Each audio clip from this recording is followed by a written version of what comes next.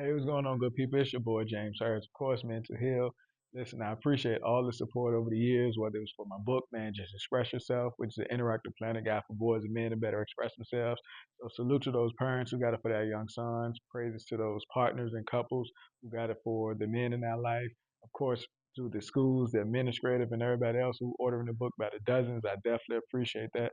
And also salute to everybody who supported me on Cheesy Date Board Games, which is a good game for adults and couples, your game night, your date night. So many interactive ideas come from it. I definitely love the responses that it's garnering. But now I'm asking for your support again on this YouTube journey. I'm back. I took a little break because I had so much going on, but be a little bit more consistent with it. I got a couple of interviews lined up with prominent people and people doing phenomenal things within the community or within this mental health space or even different authors and things like that. So bear with me. Appreciate your support. So make sure you like, share, and subscribe. And the guest that I got coming up now is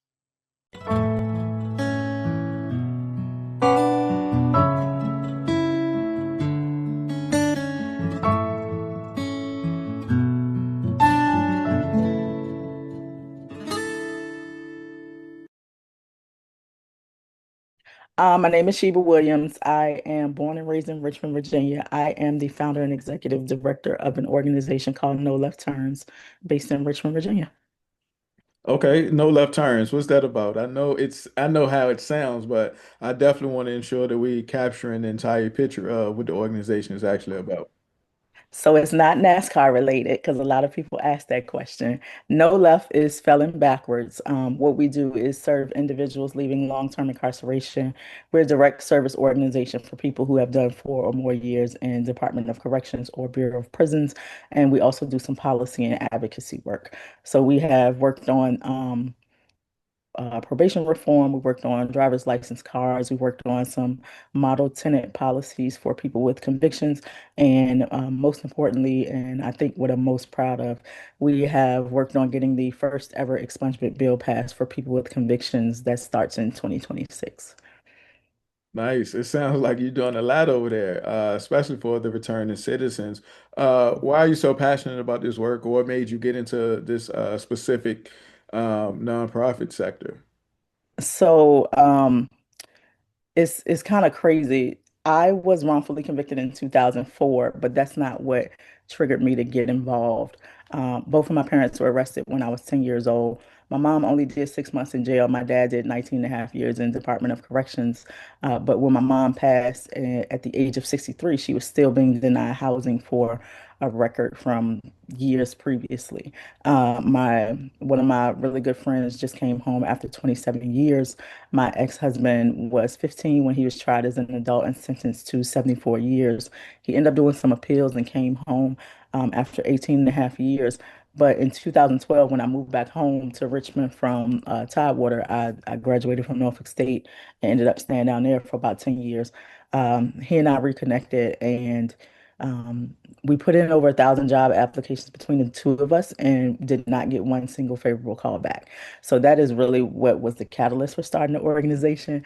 And it's funny today because I think about um, November 2015, we were thinking about starting this organization, had pulled some people together, and it was only supposed to be about helping people with felony convictions getting back to work. 5 months into us starting the organization in October of 2016, the electorals board system kind of crashed, and we got thrust into the fight around restoration of rights. And that took on a life of its own. So, if a lot of people don't know, April 6, 2023, our organization and Fair Election Center filed a lawsuit in federal court against the Youngkin administration for changing the restoration of rights process. So I lead on the Right to Vote Coalition in the state of Virginia, myself and some other partners. And yeah, we do a little bit. So, for the people who don't know what restoration of rights are, can you break that down? I know in simplest term, people feel that they can write the governor and get some things expunged and potentially get that rights back, but it's a little bit more in depth than that. So each process is different. Restoration of rights is so Virginia is one of the only states in the nation who permanently removes your civil rights, which means you can't vote, you can't be a notary public, you can't serve on a jury, and you can't run for office. You have to get permission from the sitting governor to get your rights back. And in the past three administrations, they have reinstated the rights of about 300,000 Virginians. This administration in 2024 only reinstated about 1,831 people. So they have tremendously declined the number of people who have been able to get their voting rights back. When people want to get their firearms rights back, that has to go through circuit court. When you want to get something pardoned, or if you're in prison and you want to get like a conditional pardon, which basically is early release, or medical pardon, it has to go through the governor's team. And if you want to get expungement, that is a court process. That is something that has to go through a whole. So they divide everything up into all these different things. Yeah, we got our hands in kind of all the processes, but the restoration rights process is Virginia has felony disenfranchisement in its constitution, and it's been in there since the 1902 convention that was held in Virginia. And Carter Glass was very explicit when he said he wanted to keep as many darkies out of the process as possible, which means that newly freed slaves, there were laws put in place to make sure that as many Black people as possible could not participate in the process. So we've gotten rid of lynching, we've gotten rid of Jim Crow laws, we've gotten rid of all of these things that were vestiges of slavery and Jim Crow era, but we kept felony disenfranchisement. So the fight to change our Constitution has been a long fight. It's a 2-year process. You have to get the constitutional amendment passed in year one. There has to be an election in between. You have to get it passed with the exact same language in year two. And then in November, it'll go on the ballot. So we got year one passed this year. We will hopefully get through this election and get it passed again in 2026. And then November 2026, it'll go on the ballot for everybody who votes in the state of Virginia to make a decision about whether or not people get their voting rights back or civil rights back. Yeah, yeah. So some of that disenfranchisement, I know, specifically felons or people with, a record can't live in certain areas, which is unfortunate. Some colleges don't even take them, depending on the type of record they have. Jobs in which you spoke of. What are some other disenfranchised options for returning citizens that people oftentimes overlook besides those three? So there are 46,000 plus collateral consequences when you're convicted of a crime. That means that there are 46,000 plus things that you're limited to doing based on a conviction. Things like not being able to chaperone your children on field trips, not being able to be organ donor recipients. You can always donate your organs, but you may not be able to receive organs if you have certain offenses. You may be denied life insurance. We have what you call red zones, which means that people can't live in certain public housing communities. You may not be able to adopt a child by kinship. So, say for instance, if my brother passed and I needed to get custody of his kids, I may be denied based on a record. Um, Professional licensing. I'm a licensed barber by trade, and I lost my barber's license for 16 months based on what they call an informal fact-finding hearing. There's nothing informal about it. You go sit before two attorneys and a court reporter, and they ask you about your case. Um, there's so many things. Like there's so many things that you may not be able to travel to certain states if you're on probation or parole. You may not be able to participate as a volunteer at different things. You may not be able to be a football coach. Now, the good thing is we've worked on a ton of reforms in the past 9 years since we've been around. So barrier crimes. Barrier crimes are a certain list of crimes, and it's a ton of them in Virginia that mean that you can't participate in certain job roles. The peer recovery specialist one is a big one where we know that people with lived experience are the best to like help people with their issues. So especially in the recovery community, people who are in active recovery want to be the ones who help their friends. We were able to get a bill passed, and it took a long time to get the barrier crimes list adjusted. Still needs a whole lot of work because there are so many more people who can contribute positively to society. But some of the nonviolent, like drug possession, and things like that, that were keeping people from being able to be peer recovery specialists have been alleviated as of July 1. So a long time coming, a lot of work. It took decades.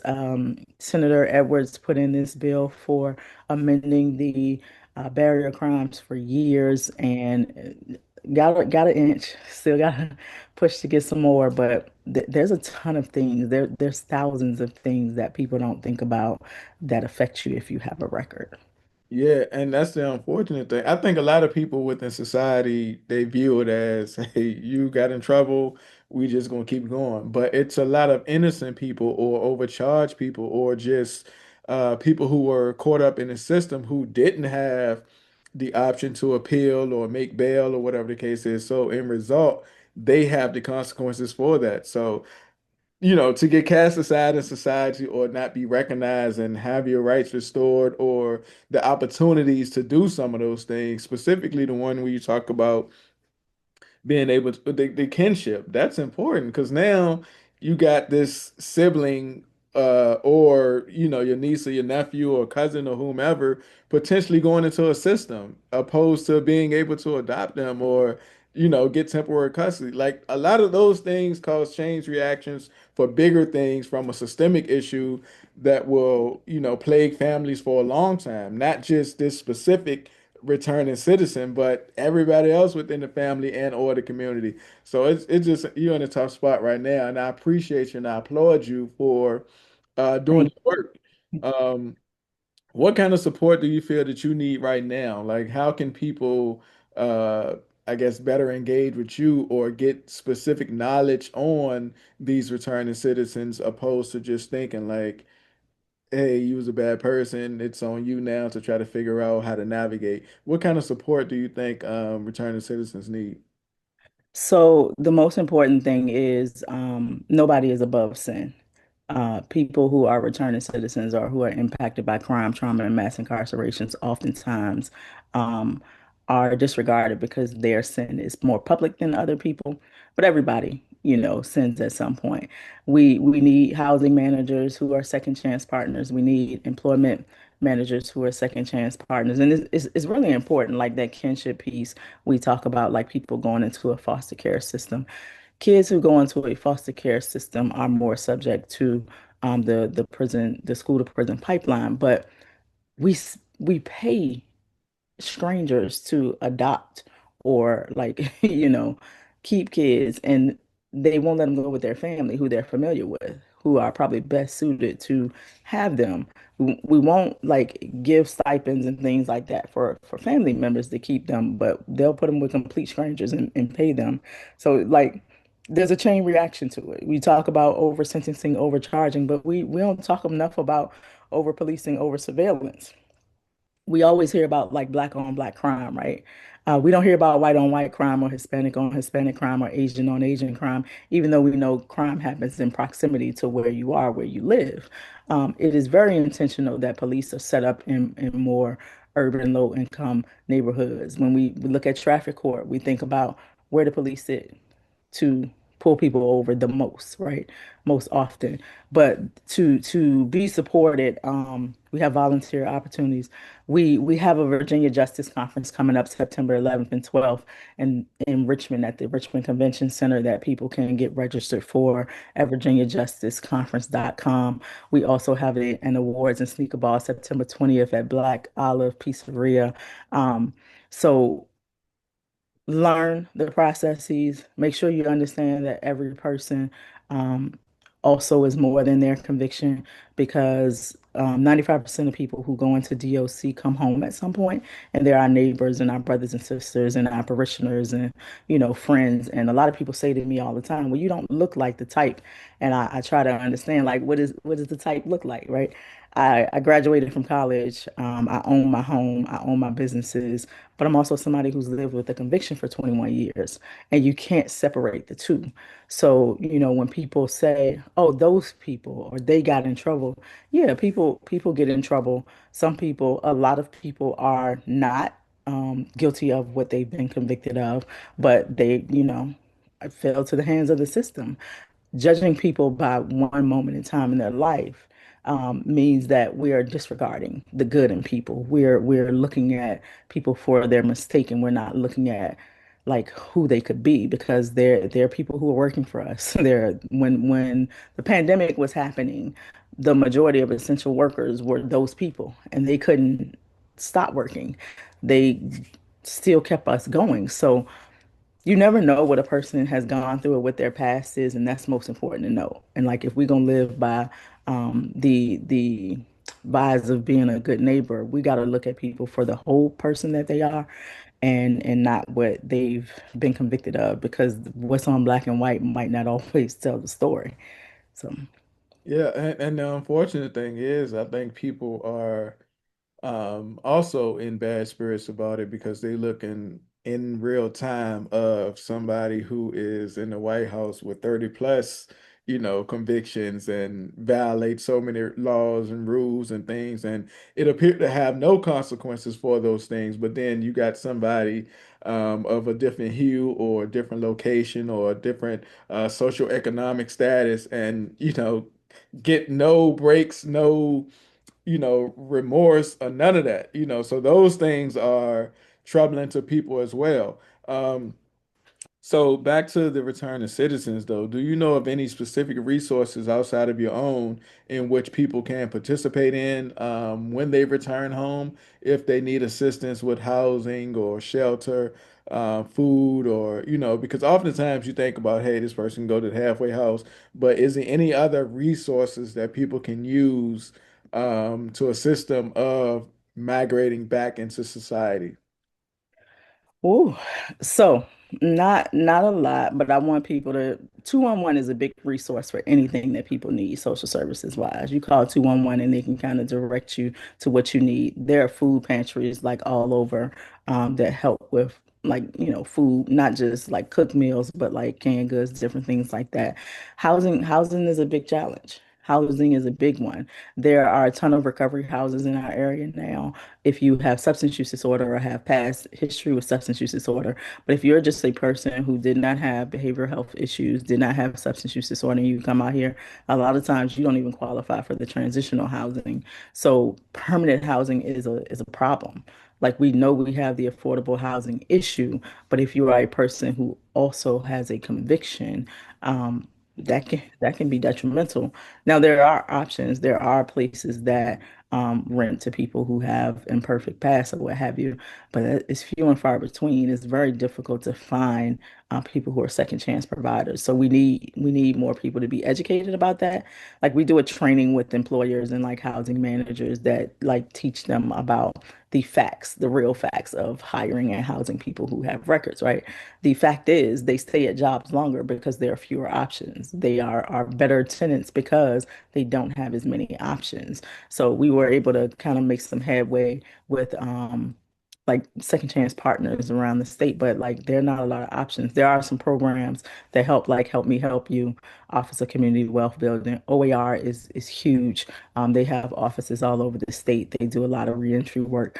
Um, there's quite a few organizations that do it. Step Up in Tidewater is one of them. But there are a lot of mentoring. Like this is a holistic thing. This is something where people need all different kinds of supports, and you can never pinpoint exactly what a person needs. But 211 will absolutely like get people started, and that's 211 Virginia, where you call this number and they'll ask you like, what resources are you looking for, and they'll kind of point you in the right direction. I think we are one of the hidden secrets in the state. And even though our team kind of travels all over the state doing civic engagement or civic education and like talking about our work, a lot of people are not aware. And, we had a 0% recidivism rate for the first 7 years. We started taking on some pre-trial support, and that kind of increased our numbers to about 3%. But that's pretty good for any organization to just keep people from returning back to jails and prisons. Yeah, I mean, recidivism in itself, if you can get those numbers like you just mentioned, 3 to 7%, that's commendable. Something else that you touched on as far as the housing. So if it's somebody that's watching this that, may have a couple properties, like is there a need or a recommendation that they can do to say, hey, you know what?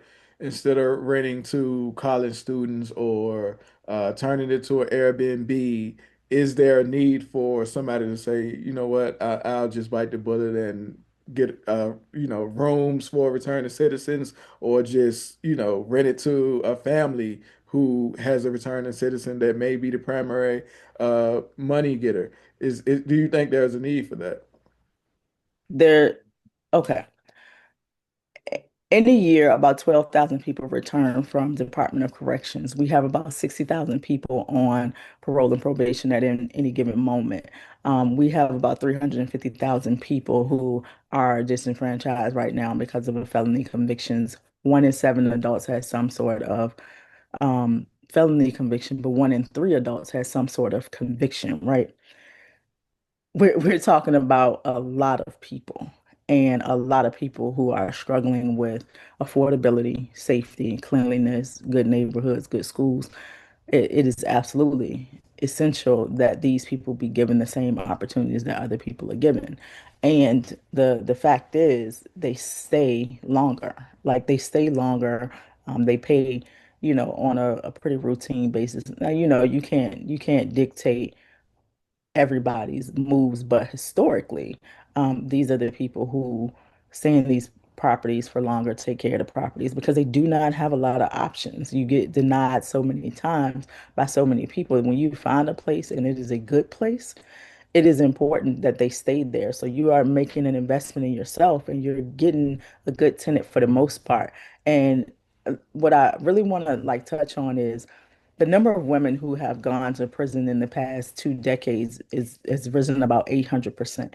We have a huge population of women who go to prison. A lot of times when they come home, if they have children, especially if they have children, they can't go to a traditional transitional house. They want to regain custody of their kids and they need to be in a place where they can have a family. So it is like really important. It is really important that people start looking at the facts around housing people who have past convictions because they're just as safe as anybody else. Like you cannot predict crime based on like especially if you're at minimum a year to 3 years removed from the system. People age out of crime. The longer a person has gone without a new conviction, the less likely it is for them to reoffend. So when we worked on the model tenant policy with the former Attorney General for Fair Housing, Helen Hardeman, who ended up going to HUD in when this administration came in, and then when Trump's administration came in, she came back down to Richmond and did private practice. But we were able to get Richmond Redevelopment and Housing Authority to reduce their the time that they were keeping people out of their properties from like 20 years to like 3 years for um, misdemeanor no for felonies and like a year for misdemeanors. Now I think they have changed their policies again, but they're also trying to dilapidate all their properties and think of ways to keep people out. So that is a whole nother monster that we don't even have the energy to get into. But at one point they did change their policies to make it easier for people to get back in after having a conviction. So that's good. I think some people tend to want to listen, but their hands be tied often as well. Or it could just be performative, and like how hard are you fighting to get these things overturned, or integrated into to prevent a lot of systemic issues. So we'll never know the answer to that, to be honest with you. All we can do is our part and continue to fight the good fight in what you're doing. But you did touch on some earlier. Well, just now, as far as a mom returning and she want to regain custody of her kids, a father can return as well and want to be reconnected with his family. So, what do you think the best way to reestablish those connections with families and friends? Because oftentimes people do come back and they're institutionalized, regardless of the time left. Even if it's 1 year or a couple months, or somebody who's returning and they did 20 plus years.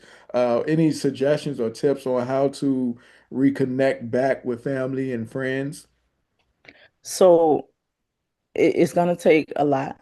Prison is designed to separate people from other people in society.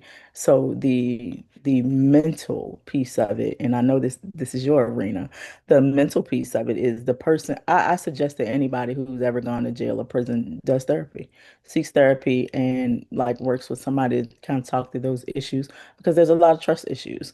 A lot of times people go to jails and prison and it's out of sight, out of mind, so they lose touch with family. But on the family side, it's just as difficult. Um, we do, well, we don't do. Henrico Reentry Council does a family reunification program where when there is an individual who is close to being released, they meet with the family and give them like resources and help for like how to deal with when a person is returning, like how to deal with the triggers. We have like some people who you go into a CVS and that bell dings, it can trigger them and they, see a security guard or something and walk out and things like that. Like touching on these things that people don't think about. But the family also needs the support because it's not just the person who is in handcuffs or the person who is behind a wall. The family is also doing time a lot of times. And if anything happens where they lose touch, it takes a lot to rebuild that relationship. But with some work, they can absolutely, rebuild, like get on a routine with like your kids or, your family or what have you, even if it's your mother, like get on a routine, like spend time, set Sundays aside, everybody big mama Sundays like start getting back into a routine as you build. It's almost like meeting a new person and starting a new relationship, like you're learning all over again. So, you know, everybody is different, but I do recommend that anybody who's ever been in like prison absolutely seeks therapy because even if they don't think that something is wrong, something is wrong with that system and it plagues the people who are inside of it and they don't even realize it a lot of times. So you have a lot of people who say, I'm not institutionalized, and they absolutely have these like quirks and these habits that they pull into. I'm not going to walk around the house with my, without shoes on. I gotta wear shower shoes in the shower, and I gotta sleep this way. I don't sit with my back to a door. Like those are some quirks, like and it's some things that need to be kind of talked through with a professional. Sometimes they want to like cover the community of returning citizens is unique. A unique family because a lot of them take to each other and lean on each other for that support. But I absolutely think that therapy is necessary. Yeah, so I was going to say that too. I think in many cases, the group setting can be more beneficial for those who are returning citizens. Because the individual approach is good too.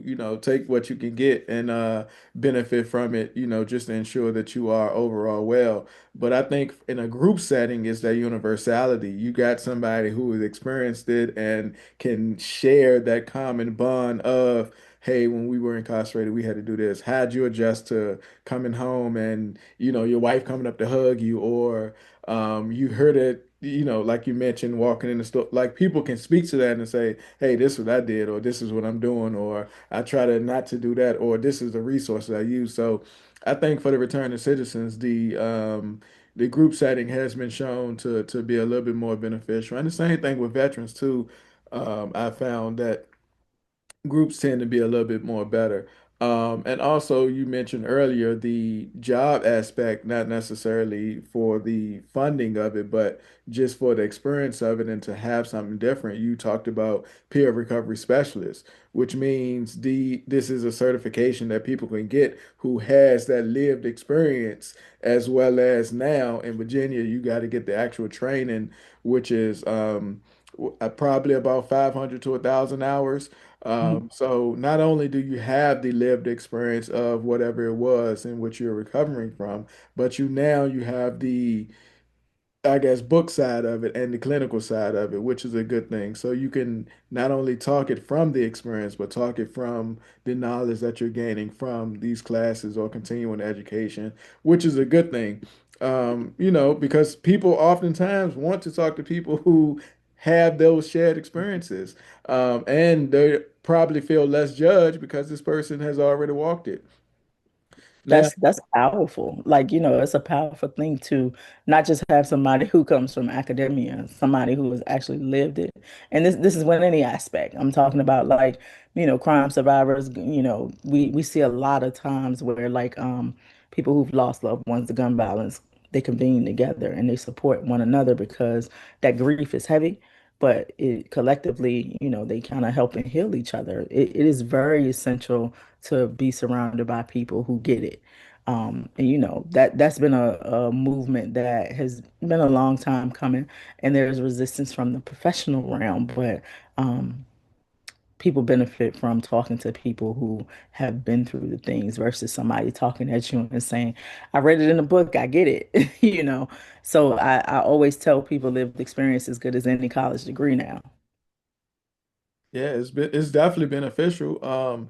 What can people do from a community standpoint, or I guess a returning citizen? What can they do to ensure they're not putting themselves in a position to obtain another tick on that record or just return back to jail? Like we talk about recidivism. Get some supports, get around some positive people. Changing your environment is essential. Making sure that you have a plan before you come back home. A lot of people don't think about starting the process from day one, but like when you make the mistake, you get convicted, you go into these systems, you gotta start having a plan from day one. And the best thing to do is to start your education plan, start on your career track because there are apprenticeship programs, there are trades. We have the Pell Grant back again in the prison so people can get their college degrees. Start a plan. Try to stay in touch with family or at least community. Stay in touch with somebody on the outside so that you have that support, and you don't lose touch with like the outside world because it's easy to get consumed by prison and turn off emotions and be in this situation where you don't have real emotions. Like it is important to keep that contact and communication, and you can't determine if people will be receptive to it, but you can at least try. And just have a plan. It's hard if you're going to go away for any amount of time and depending on somebody else, you want to get out here and be self-sufficient and have your own, but you starting from zero when you come home. Like, your credit has to be built up. You haven't had like real work history. But if you're incarcerated and you hold a job, put that on your resume. Get prepared. Start writing letters to employers before you get home and tell them what you're interested in. Somebody may be receptive to it. It is really important to have a plan, not just do time. And guess what? When you come home, you're gonna have that plan, and all plans are meant to be broken. It's not gonna go the way that you want, but at least having a compass to say, this is what my goal is, and I want to accomplish it. It might not go the way that I plan, but this is the end goal. Let me figure out how to redirect. A lot of people come out and they're just like, I did my time. I did my time and they don't have anything to fall back on. They haven't taken any programs, any trades, haven't worked in, years and things like that. And they say, well, I want a place. Well, you got to have income to have a place, right? So you got to figure out like trades. And a lot of people do um, HVAC. They do, electricity. They get their CDL. Do something that you love and figure out what it is that you can do to get that education while you are inside. So when you come home, you can kind of hit the ground running and stay focused on positive things versus keep getting sucked up into those bad things. Lean on your support system. It is really important to lean on people who've been through the same things, like reach out to these programs and figure out like what exactly there is out there for you because there's a lot of different resources and not all of it is specific to like reentry. Some of it is just food programs, some of it is just like training, some of it is it's different things that each person needs and there's no one way, like there's no one plan we have for anybody. We do a one-on-one assessment and we talk about what people need for themselves. Sometimes it is I need to put in my application for SSI or I need to get signed up for school. You talk about the college application and the barriers that come with that. We were able to get banned in the box for college applications a couple of years ago. It was delegate, but she's now a senator. LaSharice Air champion that to do ban in the box with college applications. That doesn't mean that you won't be, denied, but you get the opportunity to go through the process and go before a committee and talk about your crimes. And a lot of people like don't even think about, like they say, oh, if I got a certain conviction, I don't get the Pell Grant. It is actually if you have you receive federal funding and you get a conviction while you're receiving the federal funding that keeps you from being able to have access to it again. But yeah, like, explore your options, have a plan, lean on the people who are around you, lean on, your people who've been through things like that with you, and take some time to heal and rest and shut down from the world because the world can be a lot. Set some time aside for yourself. And I know, James, I don't want to hear that this is pot, meat, kettle, because I don't take this. But it's essential for people to kind of like rest and heal and take some time for themselves. No, definitely, definitely. So lastly, before I get you out of here, what is the best way for somebody to reach out to you, whether they're a returning citizen and or if somebody has a funding opportunity that want to contribute to your organization, because it is a nonprofit, and you mentioned a couple different activities that are going on. One was the ball, and then it was something else that you mentioned that was going on. So where can people find you and your organization for those things? So No Left Turns Inc. on all social media. If you can remember that No Left is spelling backwards, you'll spell it right. Don't put two extra T's. So it's NolefTurnsinc on all social media. We're doing the Virginia Justice Conference September 11th and 12th at the Richmond Convention Center. Sign up. There are ticketed activities where we're doing the conference, but there's also going to be an expungement clinic for people who have non-convictions in the city of Richmond, and there'll be a job and resource fair for people who just need the support. And we'll have second chance hiring and housing partners. Will have like some other resources there. So 2 days of event.